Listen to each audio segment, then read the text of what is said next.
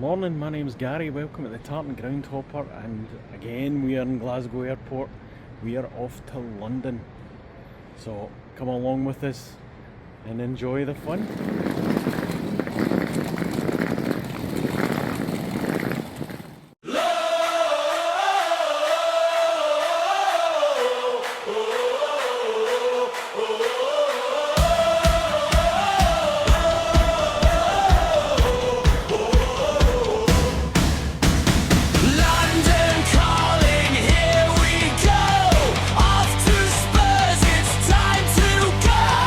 Tottenham Hotspur Stadium, what a sight, we're loving it. London streets and football dreams, Spurs and Tartan, Groundhopper scenes.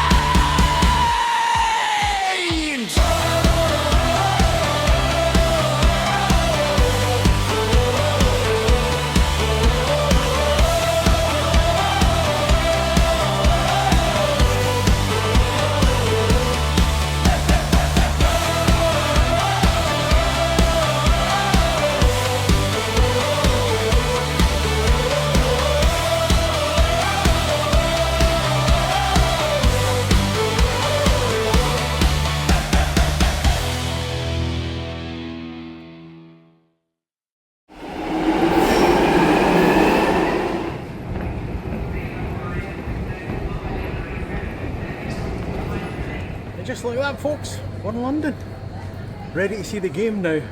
As always, we're going to do a bit of sightseeing first, but not the normal stuff when you go to London. I'm going to take you in my favourite route. I've been here a few times. I'm going to take you in my favourite route, which is maybe not the most popular one for tourists. Maybe you have done it if you've been here a long time. You would have heard about the South Bank and the walk from Westminster Bridge along to Tower Bridge on the south. Everything in the north is where all your big tourist attractions are. Buckingham Palace, Piccadilly Circus, all of that sort of thing. That's in the north, so tend to be really busy. I'm going to take you along the south bank and just stop off and see various things. First of all, the site that you're all familiar with, which is the Houses of Parliament, Big Ben, etc. Except if you go on a tour or anything like that, they'll tell you that that is not Big Ben. Big Ben is the bell that's inside the clock tower. The clock tower is actually called the Elizabeth Tower. And believe it or not, that tower is less than 200 years old. No, it looks old, but it's not. 1859 it was finished. They had a big fire in the Palace of Westminster in 1830 odds, I think it was 34. They had to rebuild most of it, but you can still see part of the Parliament that's, I think it was part of the original building from the 1200s. Worth going. If you want to get a tour of the place, go and speak to your MP. He'll get you free tickets and off you go. And you can even go up the bell tower, I'm told, nowadays. Right, let's move on. I'm needing some breakfast actually, because it was an early start today. So let's go and find some breakfast. Of course, as we walk along, we've got the London Eye, which was built in 2000. 135 metres tall. I'm not going to tell you how much it is, but if you want to spend that money to go up it, you need to buy a ticket and go at the time they tell you to. You can see this from pretty much all over London. Personal opinion is, you'd be better going to Battersea Power Station. I've heard that that one's actually better. It's not a big wheel, but it's a lift that takes you to the roof.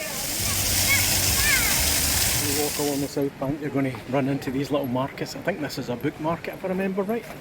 So, really interesting. I think this is just under the National Theatre it is.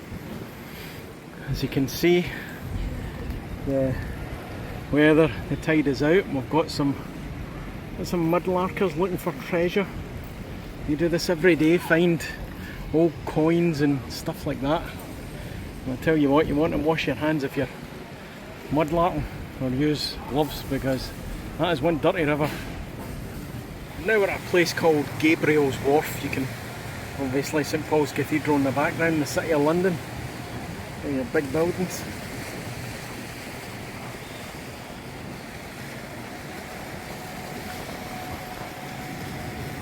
Paul's Cathedral behind me was finished in 1710, designed by the famous Christopher Wren, Sir Christopher Wren as he later became known, and it was built to replace the original one, which was burned down in the Great Fire of London in 1666. Started working it in 1675, so the whole thing took 35 years to build, which is nothing when you consider how long it's taken them to build the Sagrada Familia in Barcelona. So it just shows you what you can do in 35 years. Gabriel's Wharf is a really nice, much quieter place to go and visit if you wanted something to eat.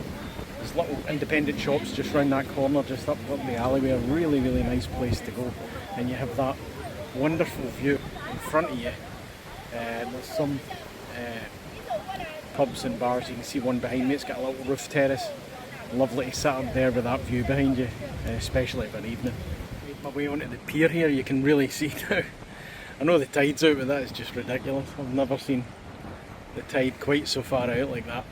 Anyway, just along for Gabriel's Wharf is this building here, which is called the Oxo building, and this is now again flats, and down below is again some independent shops. Really, really good if you want to have a little look around. Again, much quieter than the other side, Oxford Street, etc. The story with this building was it was owned as a warehouse by the company that now makes Oxo cubes, and they weren't allowed to have advertising on the roof. It was banned in London, so what the architect did was made the windows into alternate O's and X's to spell Oxo. As you can see up the top, that's what remains. O, X and O. You can't really see the angle for you, but that's what he did. And he got around the advertising that way, just putting lights behind it. Became known as the Oxo building, and it still is to this day. So genuinely, how often is it you get to go to the beach in central London, eh? Now you wonder what these people are looking for when they're down on the beach. Let's see if we can see anything. Not that I'm touching it, mind you. Let's see if we can see anything. Absolutely nothing. But lots of bricks, lots of old bricks, so you can tell maybe after the Blitz there's lots of rubble to get rid of, and the river was probably the best place for it. Right guys, only in London. I've never seen this anywhere else. You know, you go to Disneyland, you get Disney themed breakfast, Mickey Mouse, etc, blah blah blah. You ever seen this? You maybe can't see it, but a Moomin brunch. Who remembers the Moomins? Moomin Mama and Moomin Papa and Two Ticky. I don't believe it. I've never seen it. Never seen it before. I didn't even know you could get it. You can't see it on the screen there. For those of you that like art, we have got the Tate Modern, which is housed in an old power station. Not quite as big as Battersea, but just on the bank side. And if you're looking for its exact location, it is directly opposite St Paul's. There's the Millennium Bridge in the city. So, Tate Modern, free admission to get in. And I think you can get up on the roof. I don't think you can get up that chimney thing, but you can get quite high up and get great views over London. It's all free. So a really good wee morning or afternoon if you're wanting something to do in London. And then you could maybe take a walk across to St Paul's at the same time, over the Millennium Bridge. This is the famous one that wobbled when they first built it and they had to make adjustments because it resonated as people walked. Temperatures beginning to creep up. We're in about mid-20s today in central London, so not as hot as it's been the past week, thankfully. We're going to go back in time about 500 years now, back to the time of Shakespeare, because we are at Shakespeare's Globe Theatre. Now if you've never been to this is an exact recreation of how Shakespeare's plays would have actually been presented in the environment they were intended for. So this is a circular theatre with stalls and sawdust on the floor, and the actors do it as they did 500 years ago. Like your Shakespeare? Well, that's the place to go, because you won't get any more authentic than that.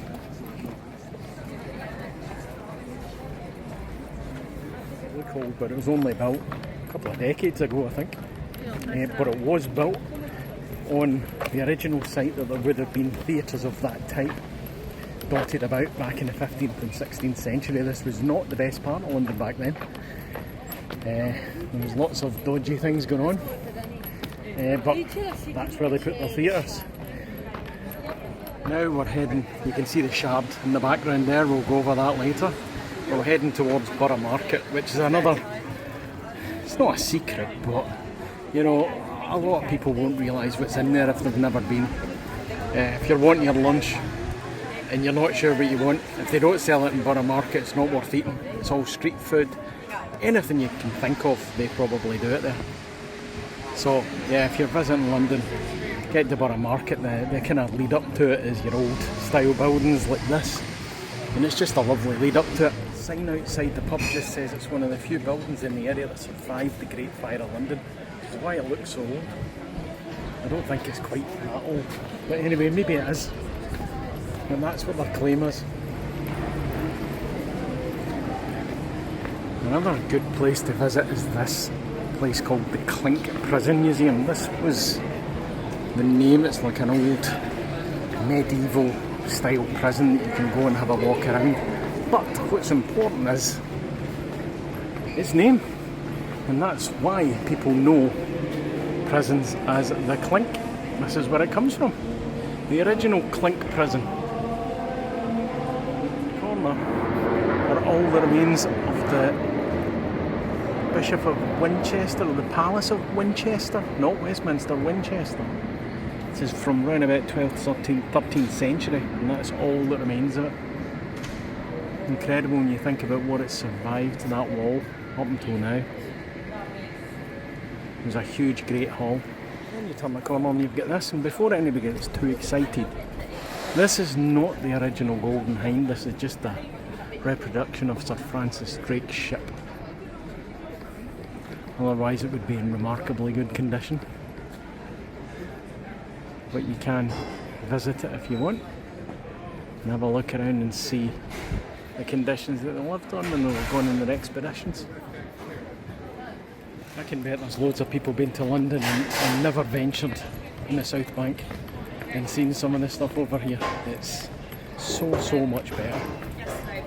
Much more, less cut and thrust as it were, less crowds, less everything. Southwark Cathedral, we're now in the borough of Southwark, which is where the borough markets are. And you can begin to see the crowds beginning to creep up, and there's lots of food and smoke and everything. Let's see what we're getting. The smells are absolutely incredible. As I say, if you've never been to Borough Market, I suggest you go. You could literally spend a day in here if your stomach could deal with it. It is absolutely bonkers. Cheese, you name it. Salami. Oh my god. Hey, I just want some street food, so I think that's on the other side. This is when I'm having something to eat. I'm getting a Big Smoke, which is one of the, you can see that hot dog down there. Did I see that hot dog? No, it's okay when you go. That hot dog down there that says Big Smoke, that's what I'm getting. Prices aren't ridiculous. This place is busy. Really busy. Much busier than I thought it would be, but it is Saturday. Coming up for lunchtime. Hardly surprising. Just going to have this lunch and then we're going to start to head towards the ground. Via Tower Bridge, of course. Right, I'm in the shade out of Borough Markets. That was absolutely mayhem in there. So, I've got my food. Got this hot dog. Let's see what it's like, eh? What we got. Did find Iron Brew somewhere. Oh, michty me. Look at that. I'm going to make a mess of myself with that. Oh, well, that's out of 10. Probably a 5. It's alright, it wasn't a hot dog, that's for sure. More like a sausage. Not a proper hot dog. There we go. So we're coming to near the end of the Thames walk now. And we're at HMS Belfast, which was a ship built in 1939 in Harland Wolff in Belfast. Spent obviously all her days World War II protecting the convoys. She was involved in the D-Day landings and apparently fired some of the first shots and the D-Day landings onto the beaches. So there's a wee bit of history for you, now moored permanently. Has been for many decades in the Thames, and you can go on a tour of her and see what a World War II warship was like back in the day. If you find yourself in London and it's raining, and a good place to come is in here, Hayes Galleria. Restaurants, shops, you name it, it's in here. And it's all under a big roof. So, another little secret. And that building across there, with a kind of arch, you can't really see the arch because I'm looking straight at it, but the one with the white surround and the black windows, that was the one that they had to change because the sunlight was focusing on the top of it and melting cars on the pavement, I believe. A lovely big garden at the top that you've got to book. It's free to go up, but a lovely big garden at the top. Again, great views of London. Never managed to get up it yet. Tickets are booked out well in advance. So we're at the end of our walk at Tower Bridge. So maybe you don't know this, but all the steel and the company that built it, all from Scotland. It's pretty impressive. It's obviously one of the main tourist attractions in London, so I'm kind of straying a wee bit from the unusual here. It's obviously accompanied right next to it by the Tower of London. As a Scotsman, the less said about that the better. 1,000 years old, you know the story. It's a good day out if you want to go in there. Expensive, but it's worth it. You will spend a whole day in there. And the beef eaters are excellent with their storytelling. So if you've got a whole family, it might be expensive, but I can recommend it. It's probably the best value for money for an attraction in London. Tower Bridge, you can go up to the top of that, I believe. It's nice to see it when it goes up, but it doesn't happen as often as you'd think. Only when a ship that is tall enough that needs it does it go up. So it doesn't happen that often. Right, it's getting that time now that I need to think about heading to the ground. I've been walking for about 2 hours now, so we'll try and squeeze one more part in, and then we're going to head up to the Seven Sisters tube station, which is the nearest underground station to the stadium, but it's at least a half an hour walk away, so we might need to get an overground train to the stadium as well. Across Tower Bridge. Nice wee view of the city there. I say it's a lovely place to walk when the weather's right. When it's not, maybe it's just like anywhere else, isn't it? Right, so I've one more place to show you that again is a little bit off the beaten track, but right next to, flip around again, hold on, it's right next to Tower Bridge, and again a really nice place to just chill without spending any money, just going to see things. Yeah, I'm pretty sure when you pay to go in, I don't know if you can walk across these things, because the top part doesn't split, obviously, it's just this part, which we're coming up to, the middle of the bridge. You can see the little seam where it all joins up. Right there, that is the middle that lifts up. See, it runs right across the road and the two components just separate. Now, I meant to say to you, that bridge in the distance, that modern looking bridge might look insignificant. That is London Bridge. That was the very first bridge that crossed the Thames, but it doesn't look very old. That's because it's the new version of London Bridge. The old one was bought by an American chap, and he deconstructed it and moved it to America brick by brick, incredibly enough, where it still sits to this day going across a lake. You might want to look at it. I promised you a little bit about the Shard, which was completed, I think it was 2012, but it is the tallest building in the UK. 309, I think it's 310 metres, about 1,000 feet tall. That's as big as you get in the UK.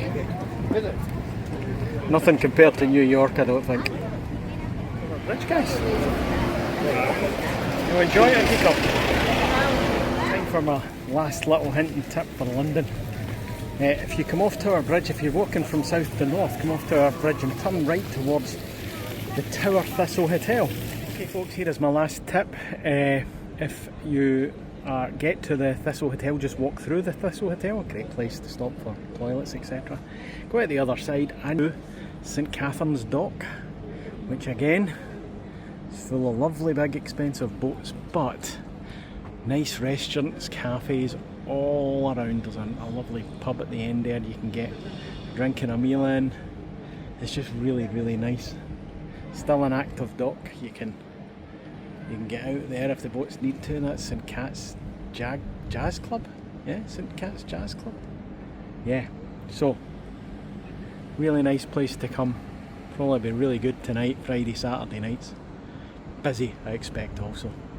Right, as that time is showing, it is 12:40, is it? Yeah, I think it's time. I've just found out it takes about 40 minutes to get from here to the Seven Sisters Underground. Tottenham Stadium is quite far out, relatively speaking, so we're going to need to get the Underground out to Seven Sisters, and then that's a 30-minute walk away.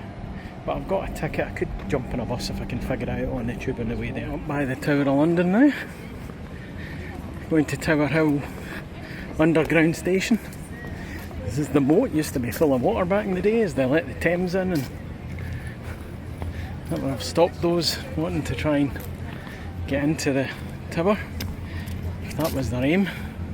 I don't think anybody ever did. Obviously, crown jewels are still held in there. That's what they say. I doubt it.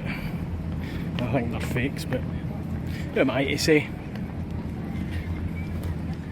And there's the Beefeater there. There he is. All ready to go. That's the main entrance as you go in. And he's there to welcome you. Famous prisoners in the Tower of London included Walter Raleigh and Berlin. Believe it or not, Elizabeth I was even imprisoned here.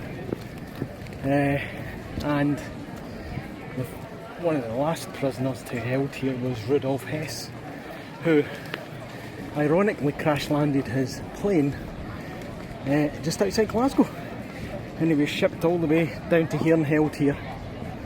So the Rudolf Hess story is really quite an interesting one, so I'll leave a link maybe to that, because that is a very interesting story.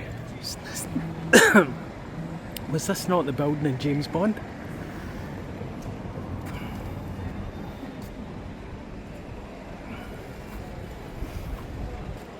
I'm sure it is. The one that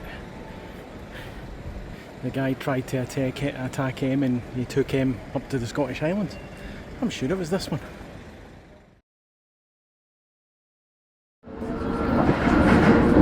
Here we are, folks. Look at this. And that is where we are going. Good Lord.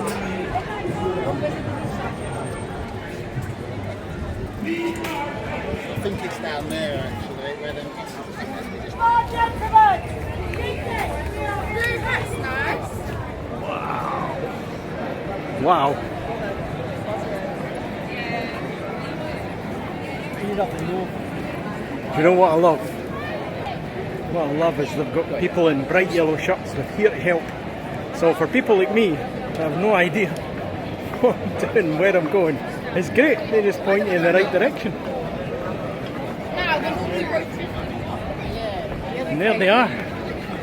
For big clubs, take note. It's a great idea for people that are visiting, maybe their first time. This stadium is crazy.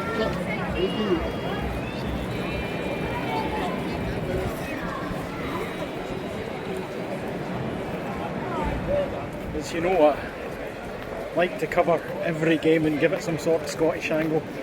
So I'll be doing the same here with the famous ex-players and a famous current player they have as well. So we'll talk about that when we get inside the stadium.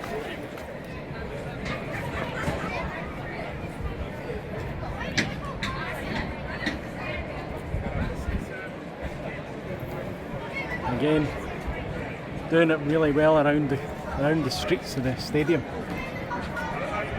It is so, but considering this is a friendly, it is so busy, so busy. The tickets have been in general sale, so it's hardly a surprise. Streets are all closed. It's just a really great atmosphere. Can't wait to get in here. I think it's just about an hour before kick-off. I think it's time I thought about it.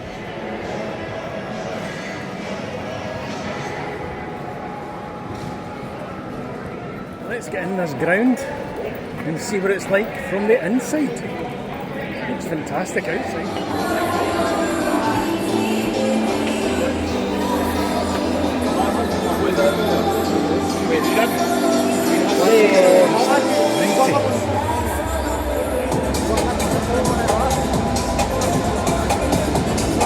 Whoa, whoa, whoa, whoa, whoa.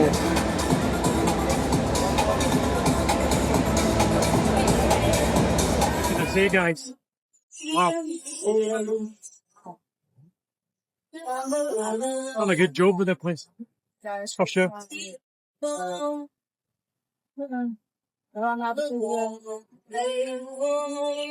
So, capacity is 62,850. So it's bigger than all the football stadiums we have up in Scotland. My youth, 2,000. Oh wow. Come up to the gods to see what it's like. My seat's quite near the front. I'm in the upper tiers. Knackered, as you can tell. But here's what the view is from the gods. It doesn't matter where you are, you get a cracking view of the pitch. So, let's talk about the Scottish influence in this team over the ages. We had Dave Mackay, Ali Yozin, Stevie Archibald, and a guy that some of you may not have heard of, but it's very dear to the heart of a team that's close to me, a guy called John White, who played for Musselburgh and went on to play for this team in the 60s. In the 1960s, helped him to the double as well. And then tragedy struck and he was unfortunately killed by lightning, which was such a tragedy. He was only a young man at the time and left behind a wife and a child. And he still had many years left in him, but he'll always be remembered. I'm Muscle, but he'll always be remembered at Spurs for his contribution to this game that we all love. But in the summer, they had a new addition to the team. Spurs did. They have signed Scotland captain Andy Robertson from Liverpool, and he is now in the squad. So it'll be quite interesting to see how he's going to gel into the team, where he's going to play. Is he just going to be a substitute? Who knows? But yeah, I'm really looking forward to this game. This stadium is incredible. It's incredibly busy outside, so I'm not getting a chance to use any of these modern facilities, the fancy beer filling. None of them. The queues are just too big. And that was an hour before kick-off, so you can tell people are really enjoying using this ground pre-match. So other teams maybe take note. Up north, eh? How many teams do sign language for everybody? That is brilliant. Look at the size of the screens. So many people in that amazing new kit. From everybody I'm running into. Now, the kit launch film. Now, I'm sure you saw this. Good afternoon, and welcome back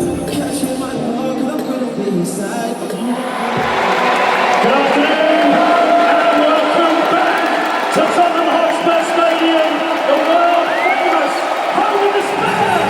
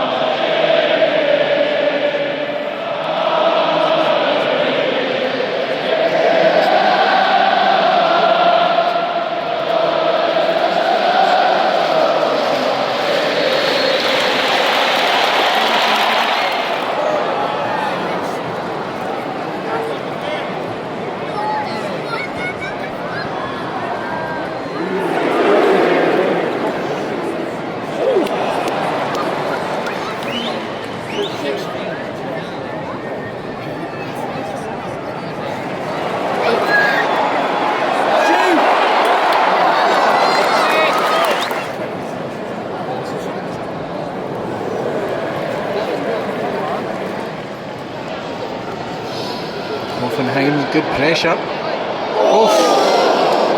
Right off the bar.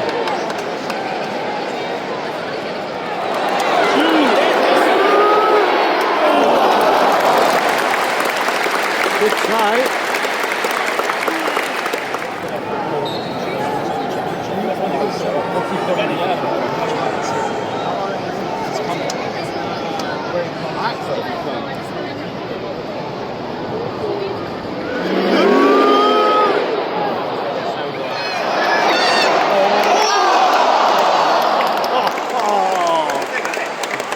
How on earth did we both miss that?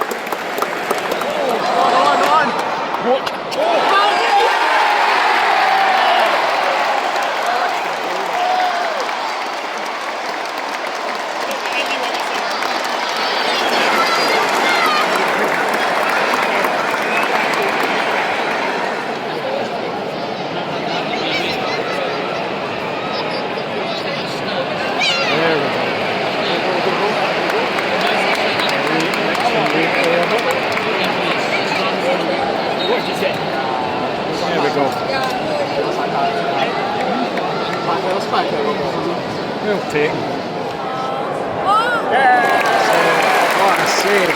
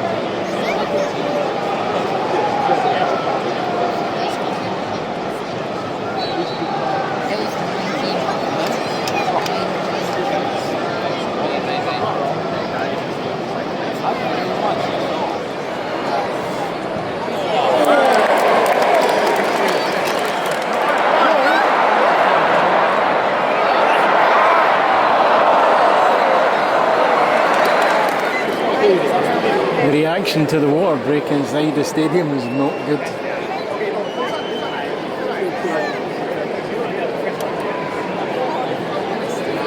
We're hoping that this isn't, I know it's been hot over London the last few days, but we're hoping that this isn't a sign of things to come from the World Cup.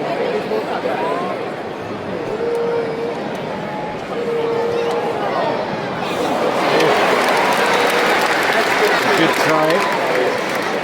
One-on-one with the keeper, he had a chance.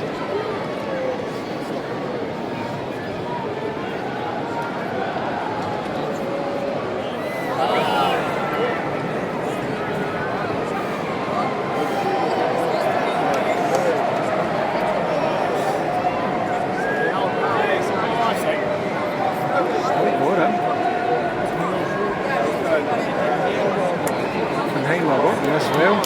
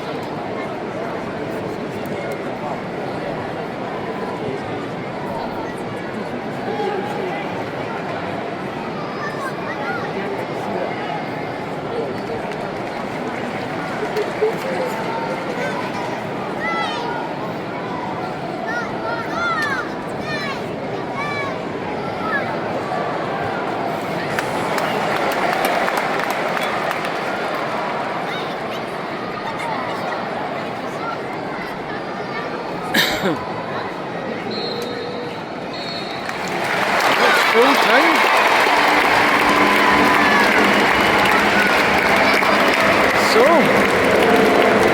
Spurs 3, Hoffenheim 0. Pretty comprehensive victory for them, albeit a friendly. Oh, and we have a pitch invader.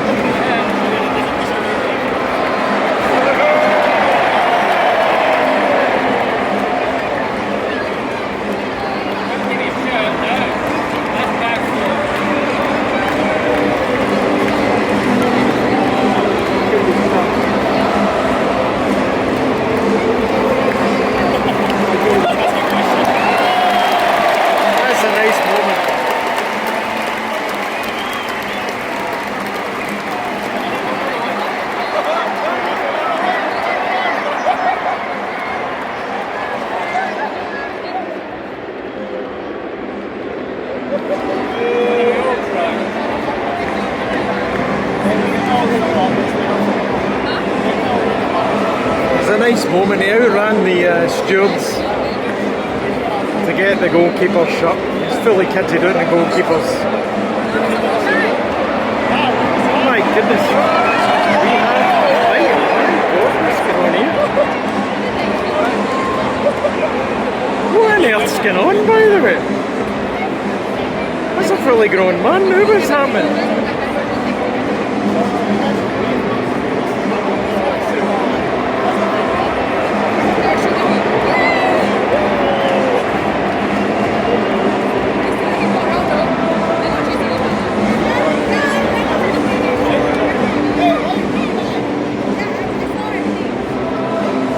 What on earth is going on?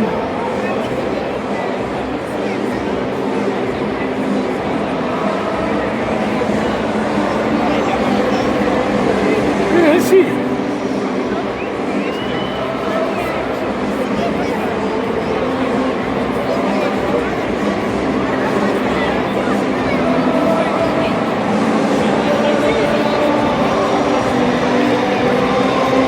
Good Lord. Not one, not two, but 3 pitch invaders, 2 children and 1 fully grown adult. There we go. Nothing like a dramatic end to a friendly.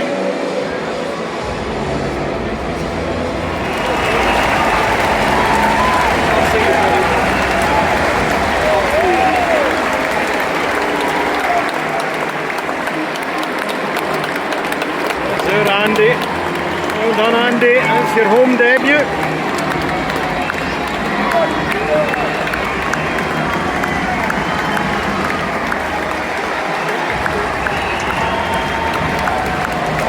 Some of the talent on that pitch is just unreal.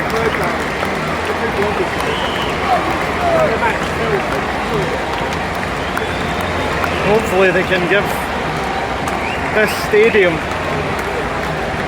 the performances it deserves. I think last season they let a lot of people down, but with that team they're capable of so much more.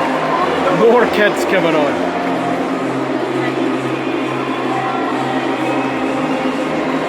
Goodness. It's Richarlison now giving him a shot. Oh no, it's not.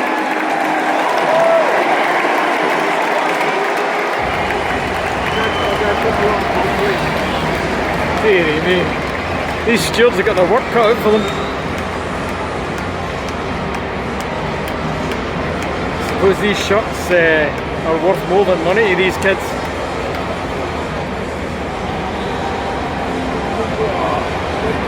Oh, there you go. That's where the Hoffenheim fans were. I didn't even notice where they were. And there they are. I just saw the team get over to them. So that is the Hoffenheim, that is the away support. Just so that our German friends can see that there was a presence from the Hoffenheim fans. There we go.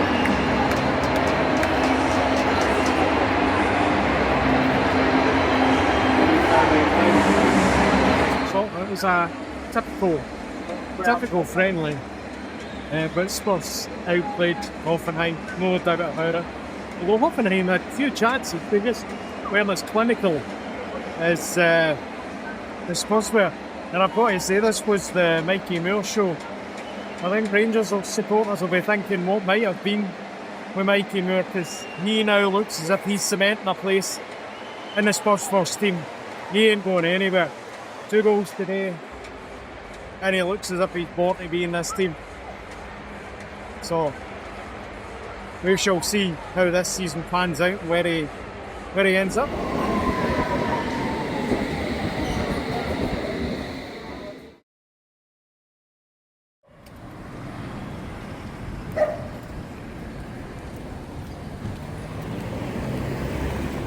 Hi folks, and welcome to Marlow. This is just a wee bonus segment at the end of the video. I'm staying near here just now, just having a bit of a rest day before heading back up to Glasgow. And to the rain, no doubt. It's been scorching down here, as you'd have heard in the weather. I'm without my hat now, of course, and I'm going for a little walk along the Thames, which is a nice way to finish my 4-day trip here. So this seems like a perfect place to end the video. Really hope you've enjoyed watching this as much as I've enjoyed doing it. It's a great place to come and have a fantastic weekend, see some brilliant stadiums. I can thoroughly recommend Tottenham Hotspur Stadium, but make a weekend of it in London. Don't push yourself too hard. Okay, so I hope to see you on the terraces at some point. Goodbye.